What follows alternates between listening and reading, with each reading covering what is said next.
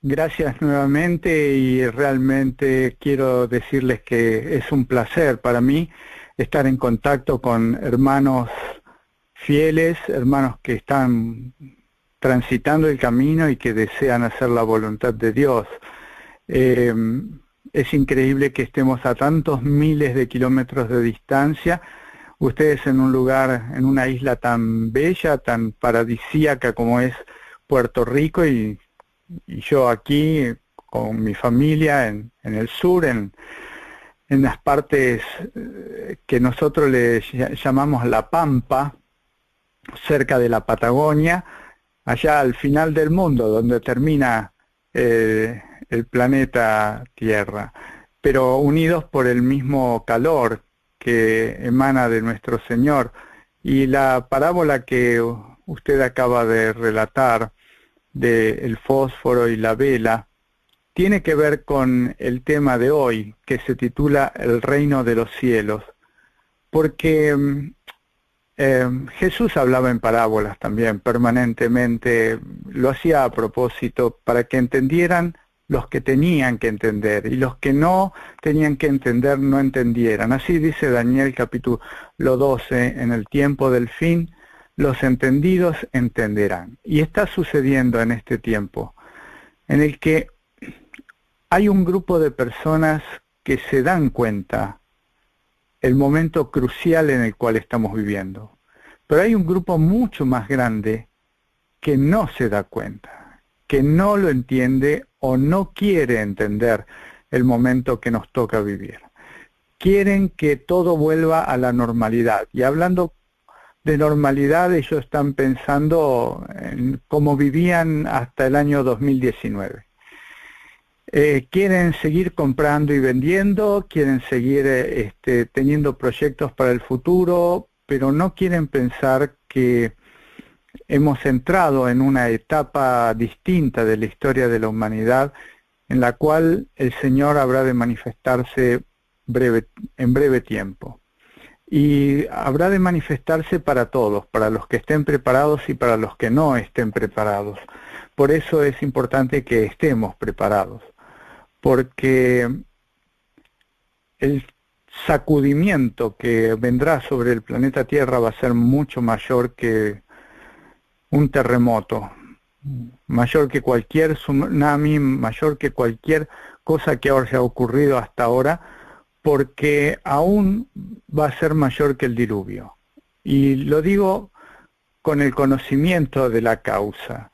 Cuando llegó el momento del diluvio, ya no hubo más arrepentimiento, el planeta fue destruido en pocos días.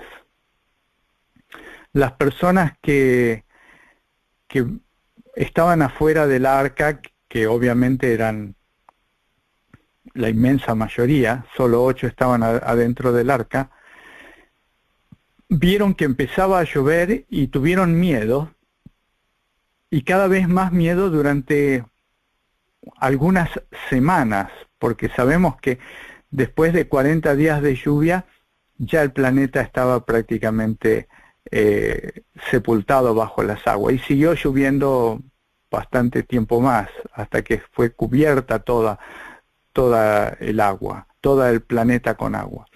Ahora, la gente murió en pocos días, la gente murió ahogada, tal vez no haya sido más de un mes, 2 meses, pero lo que viene ahora va a sacudir al planeta durante años. Va a venir una persecución terrible que va a durar años, y Jesús lo dijo.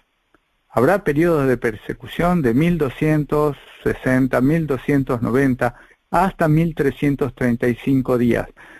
Bienaventurado el que espere y llegue a esos 1335 días. Es mucho tiempo. O sea, no son esos 30, 40 o 50 días de los días de Noé. Esto va a ser terrible y luego vendrá también un tiempo de angustia, cual nunca ha habido, porque la gente estará viva, pero no sabrá si sus pecados han sido perdonados. La inseguridad de saber si hemos confesado todos nuestros pecados nos someterá en esa angustia conocida como la angustia de Jacob también. Así que vienen días difíciles, pero los días difíciles se pasarán mucho mejor si hemos aprendido a confiar en Dios. ¿Y cómo aprendemos a confiar en Dios? Conociéndolo a Dios. Y entonces aquí es donde quiero empezar a mostrarles cómo es el reino de Dios. Normalmente nosotros estudiamos la Biblia con preconceptos. Esos preconceptos han sido introducidos a nosotros de distintas maneras, ya sea por algún maestro que nos ha enseñado, o por nuestros padres, o incluso tenemos preconceptos porque la sociedad misma ha introducido esos conceptos en nosotros, a veces sin que nos demos cuenta.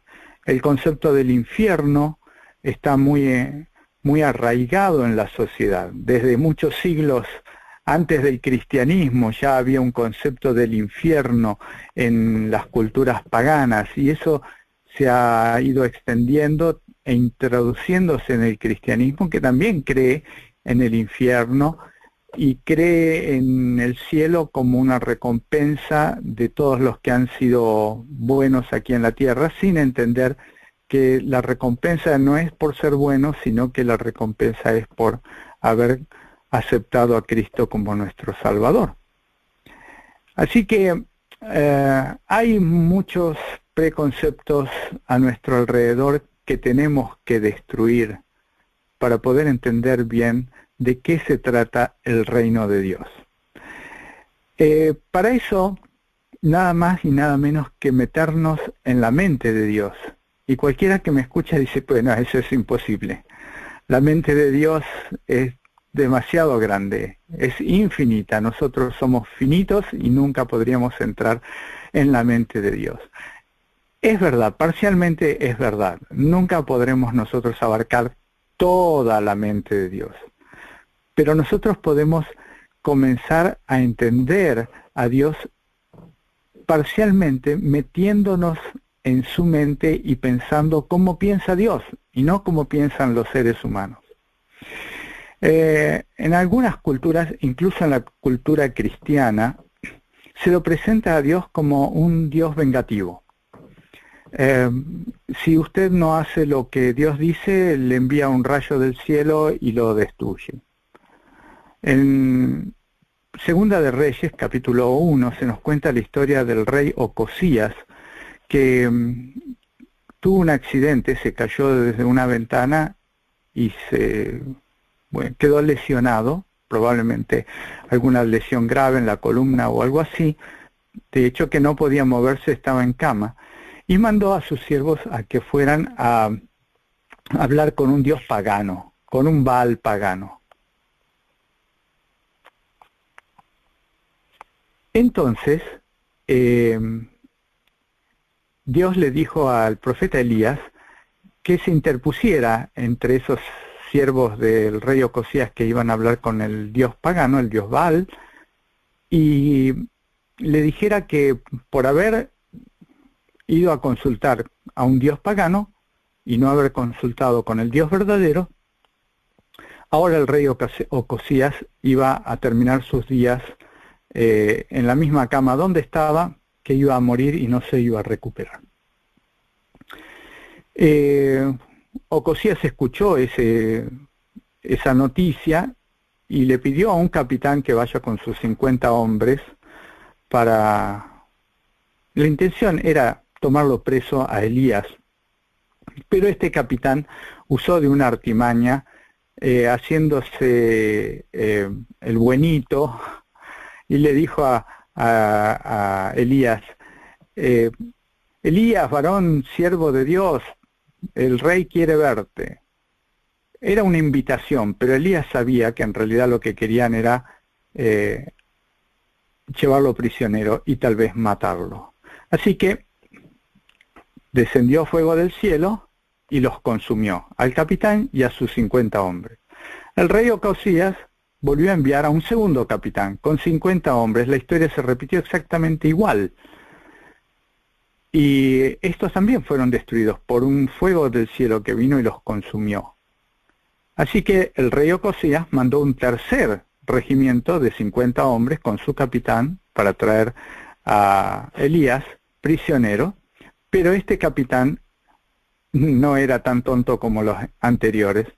Se dio cuenta que su vida estaba en grave riesgo, reconoció que Jehová era el verdadero Dios, así que la invitación a Elías fue de un capitán que se humilló en la tierra, reconociendo a Jehová como el Señor, pidiendo perdón, humillándose, y de esa forma salvó su vida. Y Dios no lo destruyó, sino que envió a Elías con ese capitán, porque estaba protegido y no le iban a hacer ningún daño. Cuando leemos esta historia en la Biblia, decimos, qué Dios vengativo y rápido de actuar. Y Elías también había aprendido a ser vengativo como Dios y rápido de actuar. Pido el fuego del cielo y los consume a todos. Esto fue después, mucho después de lo que Elías había hecho en el Monte Carmelo. Podríamos decir que Elías se ha entusiasmado con esto de hacer descender fuego del cielo. Pero al meternos en la mente de Dios, nosotros podemos ver el panorama desde otro punto de vista. Lo vemos a Dios como un Dios de amor hacia su pueblo, defendiendo a su siervo Elías, a quien el rey Ocosías quería llevarlo cautivo y probablemente matarlo. No lo dice el texto bíblico, pero por el odio que le tenía Ocosías a Elías, seguramente ese iba a ser su final, igual que Jezabel, ¿no? Igual que lo que Jezabel quería hacer con Elías. Dios defendió a su siervo, porque estas personas actuaron de la misma forma que actúa Satanás, presentando el llamado inocentemente, pero en realidad lo que busca es atraparnos y destruirnos. Los dos primeros capitanes usaron la misma estrategia y los dos murieron de la misma manera. El tercer capitán se arrodilló y se humilló y se arrepintió y Dios lo perdonó. Porque Dios es un Dios de perdón. Pero Dios no acepta que nadie se le enfrente, porque enfrentarse a Dios es desconocer quién es Dios. Él es el creador del universo, Él es nuestro redentor y nosotros no somos nada. Cuando empezamos a entender que no somos nada y que nosotros podríamos ser destruidos si Él lo quisiera, pero no somos destruidos porque nos ama demasiado, entonces entendemos que el camino que nosotros caminemos en este mundo, si somos guiados por Cristo, es un camino absolutamente seguro, porque Él defiende a sus hijos. Lo vemos en la historia de los 3 amigos de Daniel, que fueron arrojados al horno de fuego. Lo vemos en la historia de Daniel, que fue arrojado al foso de los leones. Lo vemos a lo largo de toda la historia de hombres y mujeres que, puestos en las manos de Dios, fueron reivindicados y fueron salvados para vida eterna, para que otros conozcan el poder de un Dios que nos amó de tal manera que dio a su Hijo unigénito. La Biblia fue escrita por hombres, pero fue inspirada por Dios. Por eso cuando nosotros leemos la Biblia, la tenemos que leer con humildad de corazón y tratando de entender lo que Dios quiere decirnos, orando con sinceridad para que el Espíritu nos abra el entendimiento y podamos ser guiados de un lugar a otro para comprender mejor el panorama en el cual Dios nos está revelando sus secretos. La Biblia ha sido comprendida apenas en una ínfima parte. No logramos entender la cantidad de información que la Biblia todavía tiene para nosotros. Usamos muchas veces los mismos pasajes bíblicos porque son hermosos y porque son los únicos que hemos logrado entender según nuestra forma de ver las cosas. Creemos que lo entendemos y los entendemos de una sola manera cuando en realidad Dios tiene mucha información en un solo pasaje. Ocurre con las profecías de Daniel, las profecías de Apocalipsis, las profecías que están en Mateo, en otros lugares de la Biblia, en el Antiguo Testamento, no tienen una sola forma de verla, porque Dios es un Dios que abarca todo el universo y que se presenta delante de nosotros de muchas maneras diferentes para que la entienda todo ser humano, todo ser del universo pueda entender el mensaje de Dios. Vamos a ver en Mateo capítulo 13, todas las parábolas que Jesús habla, no las vamos a analizar acá, claro, pero vamos a ver algunas de estas parábolas que el Señor usa referidas al reino de Dios. En el capítulo 13, versículo 10, dice que se acercaron los discípulos y le preguntaron a Jesús, ¿por qué les hablas por parábolas a la gente, no? Él respondiendo les dijo, porque a vosotros os es dado saber los misterios del reino de los cielos, pero a ellos no les es dado. Pues a cualquiera que tiene, se le dará y tendrá más, pero al que no tiene, aún lo que tiene le será quitado. Por eso les hablo por parábola, porque viendo no ven, y oyendo no oyen, ni entienden. Esto es muy claro. Si quieres entender la palabra de Dios, el Señor te abrirá el entendimiento y entenderás más. Ahora, si te niegas a entender la palabra de Dios, el Señor te dejará en la oscuridad y cada vez estarás más perdido. Pero es una cuestión personal, no es algo que Dios nos obligue a hacer. Dios nos da la libertad para que cada uno de nosotros seamos salvos y escojamos el camino de la salvación. Muchas personas entienden que escoger el camino de la salvación es tener que comprometerse con el mensaje de Dios, con los mandamientos de Dios, y eso es algo que no quieren hacer. La mayoría de la gente quiere seguir viviendo su vida. Buscan a Dios para que Dios haga la voluntad de ellos, no ellos hacer la voluntad de Dios. Y así vez tras vez ven trastabillar sus objetivos, sus metas, sus ideales, porque no están puestos en el lugar correcto. Jesús les dice más adelante otra parábola, versículo 18. 18 y 19. Oíd pues vosotros la parábola del sembrador. Cuando alguno oye la palabra del reino y no la entiende, viene el malo y arrebata lo que fue sembrado en su corazón. Este es el que fue sembrado junto al camino. Y entonces empieza a explicar las parábolas de las semillas que el sembrador tiró sobre la tierra. El que fue sembrado en pedregales es el que oyó la palabra y al momento la recibe con gozo, pero no tiene raíz en sí, sino que es de corta duración, pues al venir la aflicción o la persecución por causa de la palabra, luego tropieza. El que fue sembrado entre espinos es el que oye la palabra, pero las preocupaciones de este siglo y el engaño de las riquezas ahogan la palabra y se hace infructuosa. Pero el que fue sembrado en buena tierra es el que oye y entiende la palabra y da fruto, y produce a 100, a 60 y a 30 por uno.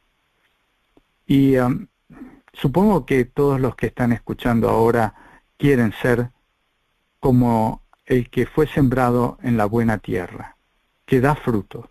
Si no hay fruto, no somos una buena semilla, no somos una buena planta.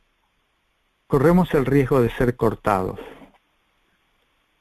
Otra parábola que Jesús refirió, dice: el reino de los cielos es semejante a un hombre que sembró buena semilla en su campo, pero mientras dormían los hombres vino su enemigo y sembró cizaña entre el trigo y se fue. No es casualidad que Jesús refiera a la cizaña sembrada entre el trigo. Podría haber hablado de cualquier otra planta, podría haber hablado de alguna otra hierba mala, o podría haber hablado de algún otro cereal. En vez de trigo podría haber dicho centeno, por ejemplo, cebada, que también se cultivaban por allí. Pero dijo trigo y dijo cizaña porque el trigo y la cizaña, cuando empiezan a crecer, se parecen mucho. La cizaña no tiene fruto, pero su espiga es similar a la espiga del trigo. Solo que la espiga de cizaña permanece siendo verde siempre, no madura, no tiene fruto en su interior, y la espiga de trigo pasa de verde a dorado, a un color amarillento dorado, y en cada una de sus espigas está cargada de frutos. Por eso el Señor le dice: dejen que crezcan la cizaña y el trigo, porque mientras están creciendo las dos son verdes, y tal vez quieran arrancar cizaña y en realidad están arrancando trigo. Y este es un mensaje para la iglesia, para el pueblo de Dios. Muchas veces y en muchos lugares, y creo que algunos de ustedes tal vez lo hayan sufrido, se dice que hay que limpiar la iglesia de malas influencias porque hay muchos herejes, o porque hay divisionistas, o porque hay personas que están trayendo mensajes alarmistas o lo que sea que se les ocurra. Y entonces hay que borrar gente a diestra y a siniestra, y hay que sacar a todos los que molestan de la iglesia. Esa no es una tarea de hombres. Esa es la tarea de Dios, y nosotros no podemos asumir la tarea de Dios eliminando gente de la iglesia, porque es preferible que la gente esté en la iglesia y no que esté en alguna discoteca, algún estadio de fútbol o algún otro tipo de lugares no aptos para cristianos. Siempre es mejor, porque el Espíritu de Dios puede alcanzarlos en la iglesia, y es lo que el Señor nos está diciendo: no sea que al arrancar la cizaña arranquéis también con ella el trigo, dice el versículo 29. Dejad crecer juntamente lo uno y lo otro hasta la siega, y al tiempo de la siega yo diré a los segadores: recoged primero la cizaña y atadla en manojo. Y los segadores no son seres humanos, los segadores son los ángeles. Atadla en manojos para quemarla, pero recoged el trigo en mi granero. Y así el Señor siguió dando otras parábolas con respecto a la tierra, a los cultivos. 31 dice: otra parábola les refirió diciendo: el reino de los cielos es semejante al grano de mostaza, que un hombre tomó y sembró en su campo. Esta es en verdad la más pequeña de todas las semillas, pero cuando ha crecido es la mayor de las hortalizas y se hace árbol, de tal manera que vienen las aves del cielo y hacen nidos en sus ramas.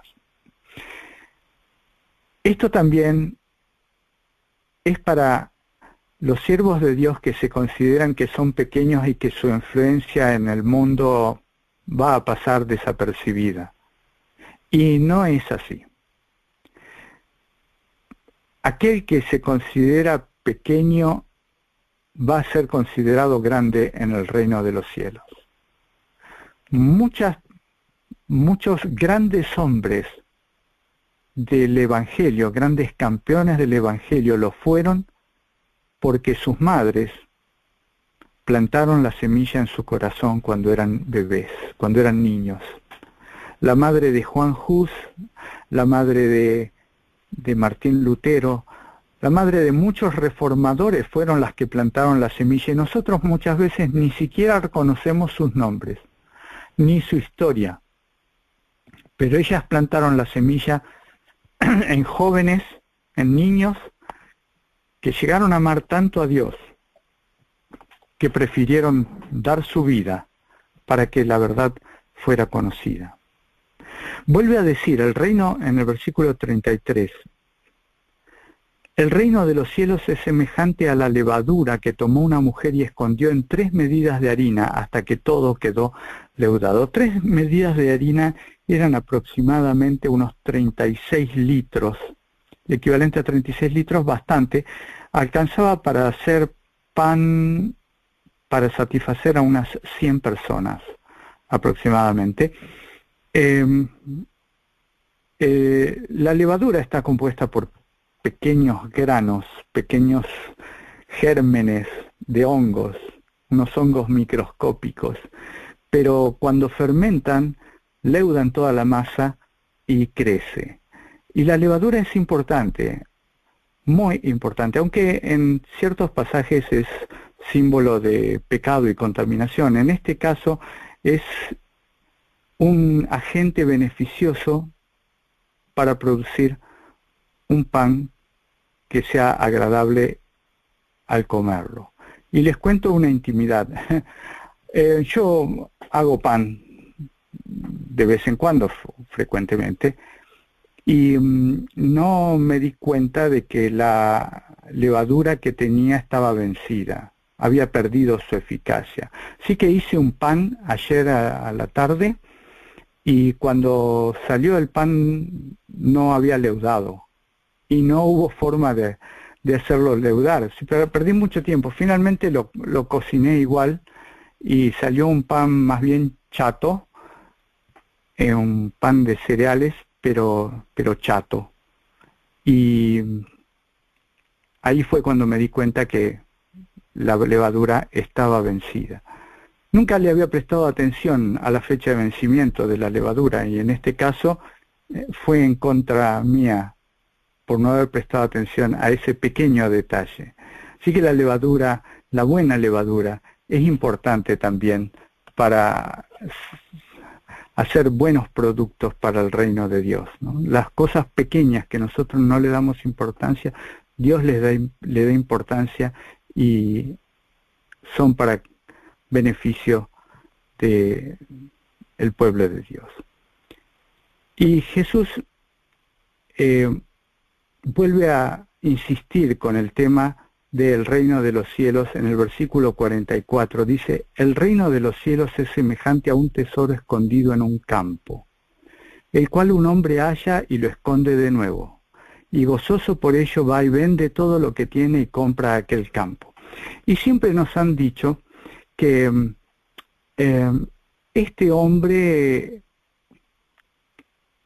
somos nosotros, son las personas que un día en la vida les llega la información de el Evangelio, y ellos sienten que el Evangelio es lo más maravilloso y están dispuestos a dejar todo para seguir el Evangelio. Y estas historias las hemos escuchado muchas veces en muchos lugares. Personas de otras religiones muy estrictas, religiones que son capaces de matar a alguien que se cambia de su religión, que sale de su religión porque avergüenza a su familia. Lo sabemos allí en Medio Oriente y en Oriente también, Lejano Oriente también hay de esos. Y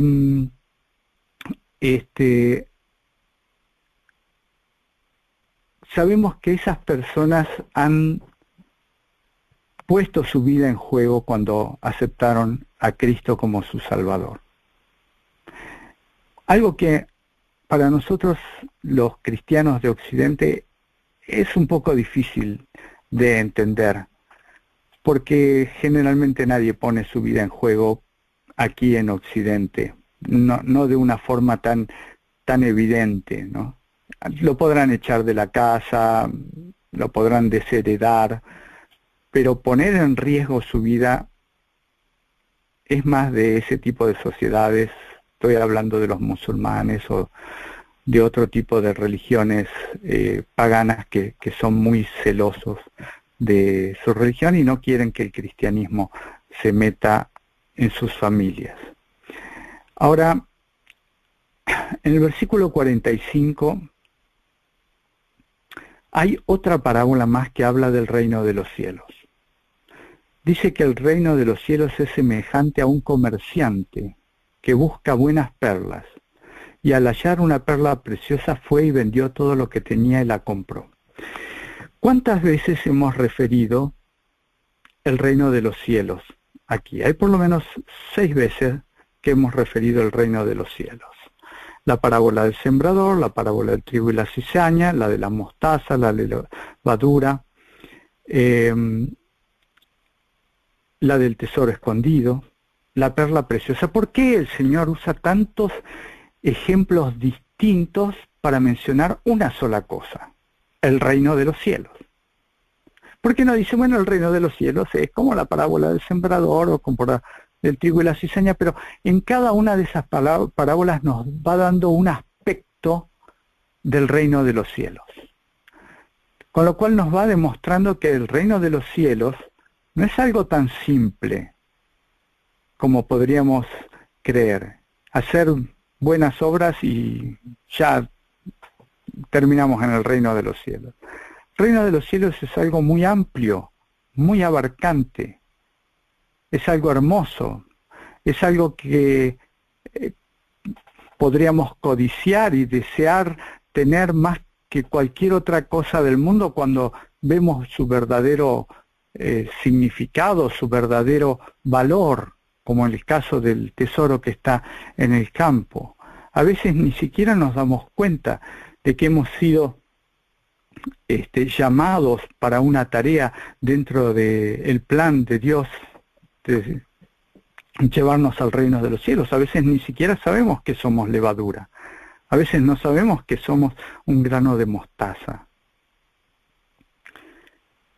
Pero la historia esta de la perla preciosa tiene un componente más, y es la última, ¿no? Bueno, no es la última. También habla acerca de una red llena de peces. Es la última que quiero compartir con ustedes. La perla preciosa.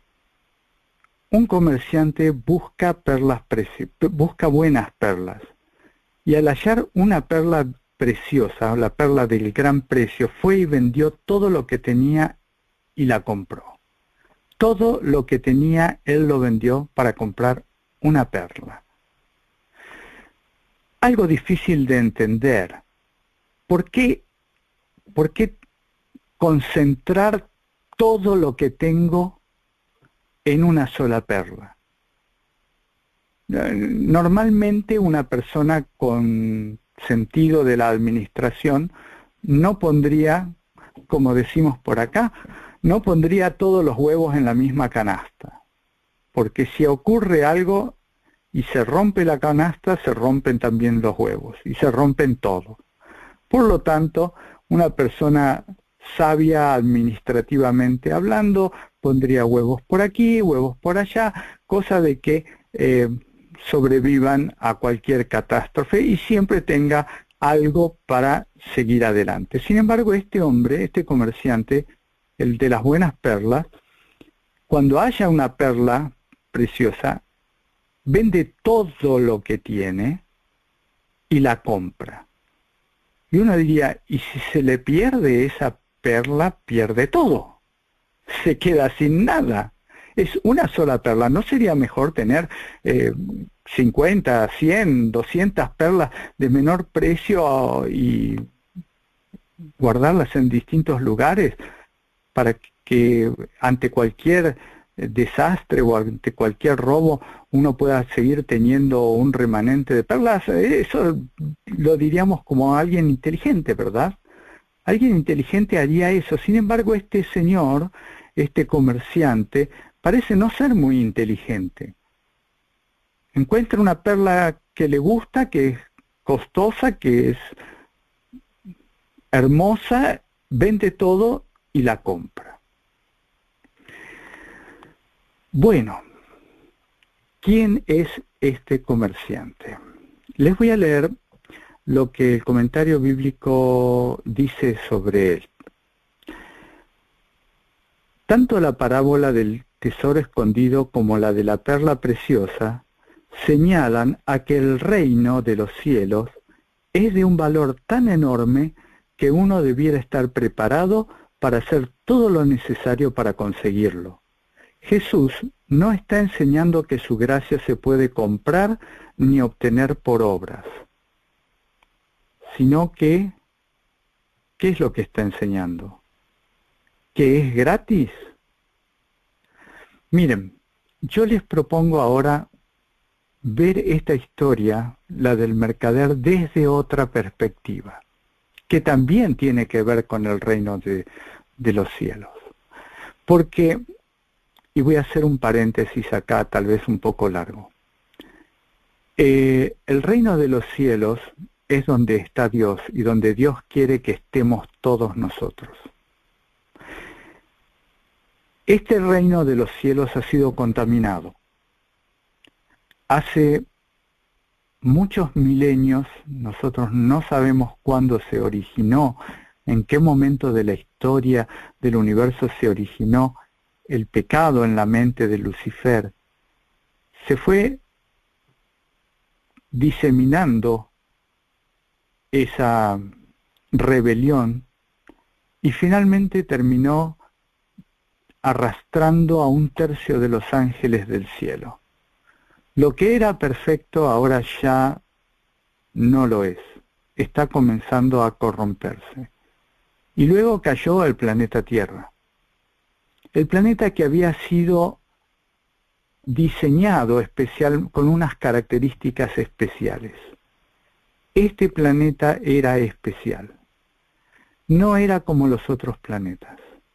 Nunca en la historia de la humanidad, del cielo, de la tierra, de los ángeles, ni de nadie, nunca, jamás, en la creación de Dios, alguien había participado de la esencia de Dios, que es dar vida.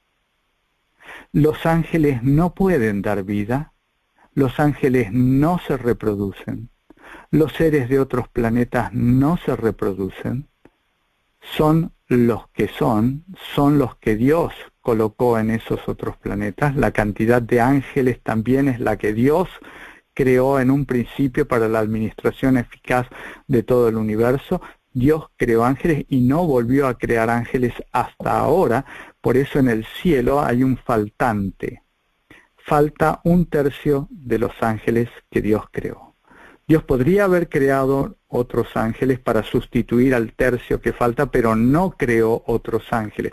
Ahora les voy a hacer referencia a por qué estoy tan seguro de esto, y tiene que ver con Elena de White, que nos revela, Jesús también se lo dijo a los saduceos. ¿Recuerdan ustedes cuando los saduceos tentaron a Jesús y le dijeron, una mujer tuvo 7 esposos, y en la resurrección, ¿de cuál de esos 7 esposos va a ser ella? ¿Con cuál va a cohabitar esta mujer? Jesús les dijo, erráis ignorando las Escrituras. En la resurrección no habrá, nadie se casará ni se dará en casamiento, no habrá nada de eso, seréis como los ángeles. Punto.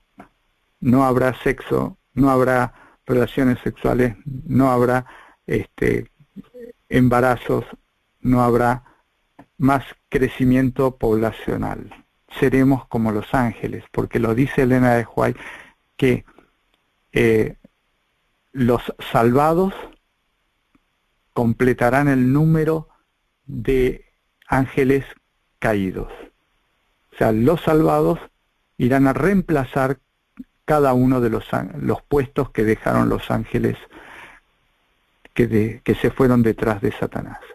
Y esto lo dice Jesús, lo confirma Jesús en Juan capítulo 14, cuando le dice a sus discípulos, en la casa de mi Padre muchas moradas hay. No dice, voy a la casa de mi Padre a construirles moradas para ustedes. No, las moradas ya están. Voy a preparárselas, voy a ambientarlas, voy a refaccionarlas, voy a personalizarlas para cada uno de ustedes. pero las moradas ya estaban. Eran las moradas que dejaron los ángeles que se rebelaron. Y eso quedó un hueco en el cielo. Cuando Dios decide crear el planeta Tierra con un hombre y una mujer, les da una característica que nadie más tenía, y es la característica de la reproducción. Eva fue la primera, bueno, hasta ahora la única persona que fue engendrada por un hombre. Eva salió de adentro de un hombre, de Adán.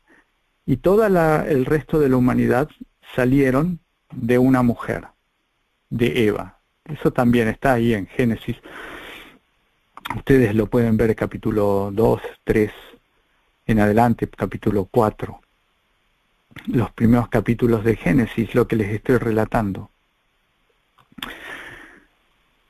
Como Dios le dio a esa pareja y al planeta Tierra la capacidad de reproducirse, Satanás odió a este planeta más que a ningún otro.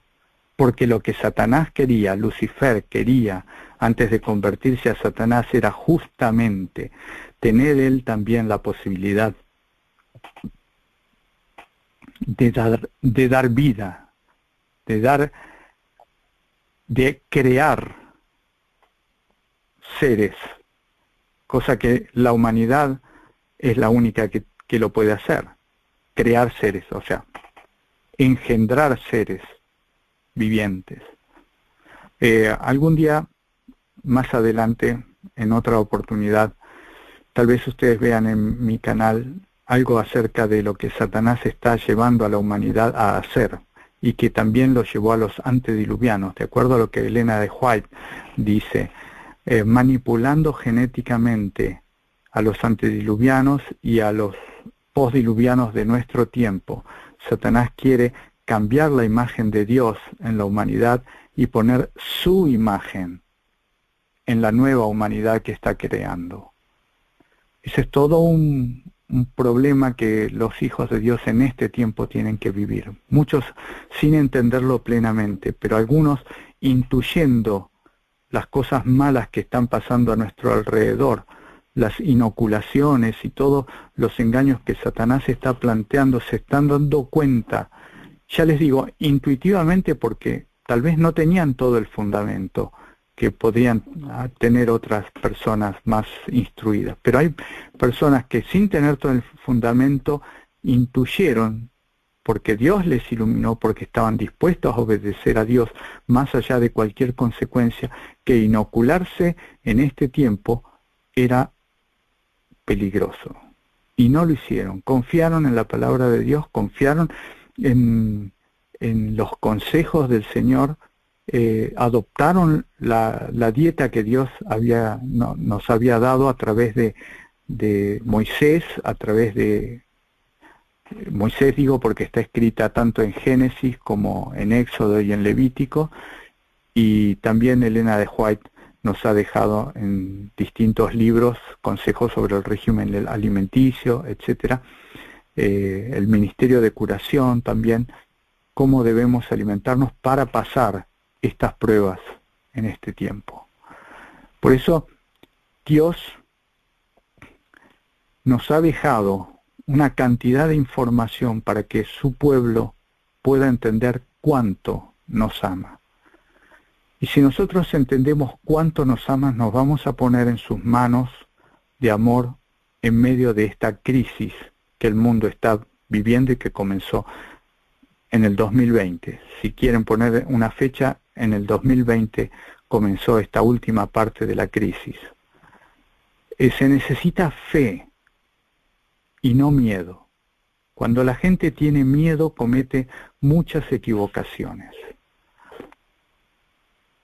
El Señor tiene muchas formas de salvar a sus hijos, muchas, más de las que nosotros imaginamos. Nuestra visión de la vida es muy limitada, es muy corta. No creemos en un Dios omnipotente. decimos que creemos que Dios es omnipotente, pero cuando estamos en dificultades pensamos que el enemigo es más poderoso y que no vamos a poder salir de estos problemas si no cedemos a las propuestas de Satanás. Y es porque nos falta información, porque no conocemos a nuestro verdadero Dios. Ahora vamos a volver a la perla preciosa, pero con otra visión. Una visión que nos acerca a Juan 3:16. Juan 3:16, uno de los versículos más conocidos y creo que más sabidos de memoria que hay en la Biblia. Y menos comprendidos. Porque de tal manera amó Dios al mundo, que ha dado a su Hijo unigénito, para que todo aquel que en Él crea no se pierda, sino que tenga vida eterna. Así dice el versículo, y no lo entendemos, y lo recitamos con alegría en nuestro corazón, pero no lo entendemos. Hay una palabra en ese versículo que es la más difícil de entender, y es porque de tal manera amó. Tal manera, la manera en que nos amó es incomprensible para nosotros. Es un amor infinito que nos cubre para que seamos salvados y conservemos el título de hijos de Dios. Mateo 13:45 dice así: el reino de los cielos es semejante a un comerciante que busca buenas perlas, y al hallar una perla preciosa fue y vendió todo lo que tenía y la compró. Acabo de relatarles que el planeta Tierra era distinto en su concepción, en su idea, es distinto. La idea de la concepción de este planeta es distinta a la de cualquier otro planeta del universo. Aquí hay seres que pueden reproducirse, hechos a imagen y semejanza de Dios. Un hombre y una mujer que son dos pero son uno, y que pueden dar vida. Esta es la perla preciosa. Este planeta es la perla preciosa. Y el comerciante es Dios, es Jesús. Nos encontró a nosotros que estábamos perdidos.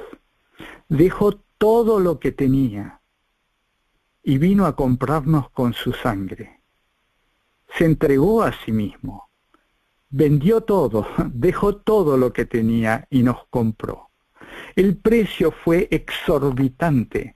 Dejó todas las otras perlas que tenía en el universo para comprarnos a nosotros.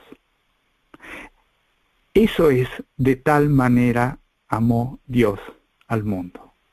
Dejó todo el universo para comprarnos a nosotros. Puso en riesgo el resto del universo. Porque si Jesús no hubiera triunfado en el Calvario, el universo habría quedado en manos de un enemigo feroz, vengativo, cruel, pero quedó en manos de un Dios amoroso, de un Dios que abarca tantos adjetivos, tantas comparaciones, porque Él es la piedra angular, Él es la puerta, Él es el Cordero de Dios, pero también es el buen pastor. Él es todo para nosotros. Él es la rosa de Sarón. Él es la estrella matutina. Él es el navegante, el timón de nuestro barco. Él es todo. Y nosotros somos nada. Pero Él vendió todo lo que tenía, dejó todo lo que tenía para comprarnos a nosotros con su sangre. Yo espero y deseo que ahora entiendas Juan 3:16. Entiendas ese amó de tal manera al mundo que dio a su Hijo unigénito. y que entiendas también esta parábola del reino que el Señor ya nos compró. Somos de Él y nos quiere llevar para vivir con Él eternamente. Que tú formes parte de este reino es la posibilidad que la sangre de Cristo te da hoy. No la dejes pasar. Humíllate ante Dios, como aquel capitán que fue enviado por el rey Ocosías y que salvó su vida porque se humilló. Humíllate hoy y reconoce al Señor como tu Salvador y no tengas miedo, porque todo habrá de pasar, pero el reino de Dios permanece para siempre. Que el Señor te bendiga y te guarde. Querido hermano de Puerto Rico o de donde sea que estés escuchando este mensaje, que el Señor te dé la fe y la esperanza que necesitas para vivir cada día aferrado a sus manos y entender que el tiempo ya se está terminando, que Él viene pronto, que pronto lo veremos y diremos, este es nuestro Dios, le hemos esperado y Él nos salvará. Que Dios les bendiga, un abrazo muy grande y quiero terminar con una oración. Amado Padre Celestial, gracias. Gracias, Señor. No merecemos nada. Tú diste todo. Nos diste la posibilidad de vivir contigo para siempre y reinar como reyes allí en una tierra que no merecemos, en un reino que no merecemos, que nunca terminaremos en toda la eternidad de agradecerte, que hoy todavía no alcanzamos a entender ese amor tan grande, pero queremos empezar el camino que nos conduzca a tus pies. En este momento nos arrodillamos delante de ti. Te rogamos que nos perdones y nos transformes, que nos hagas puros y santos, y que nos prepares para aquel gran día que pronto vendrá, donde te veremos cara a cara. En el nombre y en los méritos de Jesús. Amén.